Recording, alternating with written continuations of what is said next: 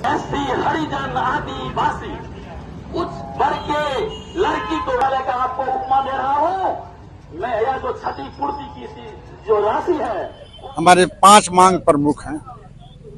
अनुदान के बदले वेतन दिया जाए, माध्यमिक विद्यालयों का जो निलंबन कोड है उसको वापस किया जाए और उन्हीं विद्यालयों के नामांकित छात्रों को उन्हीं विद्यालयों से पंजीयन कराया जाए।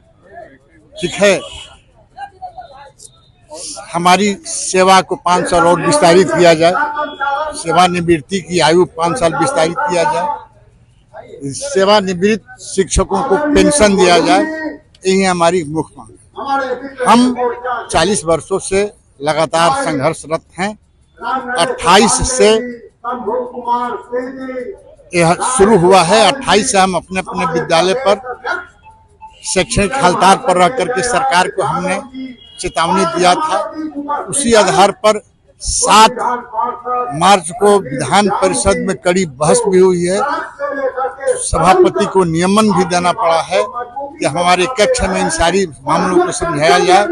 उसी के तहत आज हम बैठे हैं और 28 मार्च तक हमारा आंदोलन का कार्यक्रम चलेगा।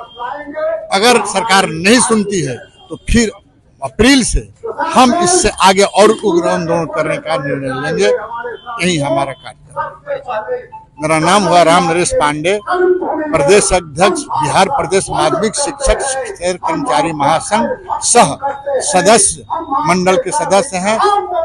वित्त रहित शिक्षक शिक्षकेतर कर्मचारी संयुक्त संघर्ष मोर्चा संगठन जो है वित्त रहित शिक्षक शिक्षकेतर कर्मचारी संयुक्त संघर्ष मोर्चा जो है ये लंबी लड़ाई लड़ रही है और आज से नहीं, ये 85 से ही लगातार लड़ाई लोग जारी रखे हुए हैं।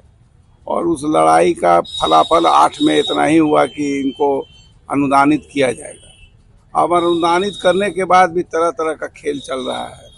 जो छात्र उत्तीर्णता के आधार पर जो उनको देना था राशि उसको भी नहीं दे रहे हैं।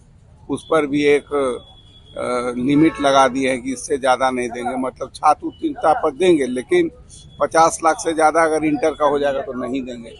ये सब तो बार उन लोगों ने लगा रखा है। और दरअसल ये लोग चाह रहे हैं कि जब आप वेतन के मद में ही दे रहे हैं तो क्यों नहीं इनको एक अलग से वेतन ही निर्धारित कर दें ताकि इनको वेतन मिले। और दूसरी बात यह है कि संघर्ष के बाद इनको पैसा मिला भी तो आज अनुदान बाकी है, 7 वर्षों का बाकी है। तो ऐसी परिस्थिति में क्या कहा जा सकता है इस, जबकि ये तमाम जो संस्थाएं हैं, डिग्री महाविद्यालय, इंटर महाविद्यालय है, ग्रॉस इनरोलमेंट रेशियो को बढ़ाने में लगातार सहयोग कर रहे हैं। सरकार का जो एम्बिशन है कि हम इसको 30% तक ले जाएंगे, तो उसमें लोग सहयोग भी कर रहा है। लेकिन सरकार से जितनी अपेक्षा है उस अपेक्षा के अनुसार कोई सहयोग नहीं। जो महाधरना है, ये महाधरना एक क्रम है हमारे आंदोलन का।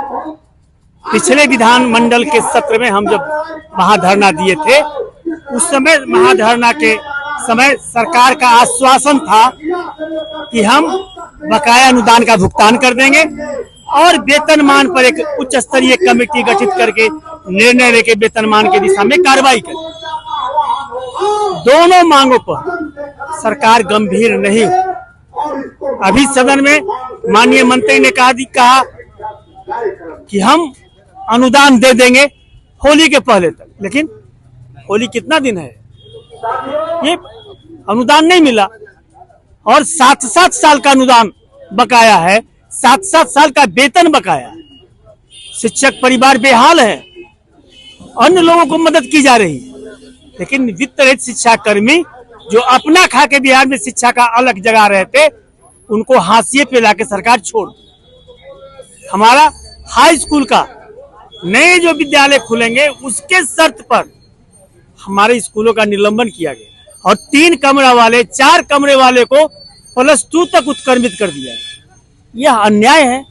इसके खिलाफ हम लोग आज महाधरना दे रहे हैं और सरकार को आपके माध्यम से, महाधरना के माध्यम से चेतावनी दे रहे हैं कि अगर हमारी मांगों को आप नहीं सुनेंगे तो हम उग्र आंदोलन करेंगे और चुनाव में भी हम सरकार के खिलाफ निर्णय लेने के लिए बाध्य हो।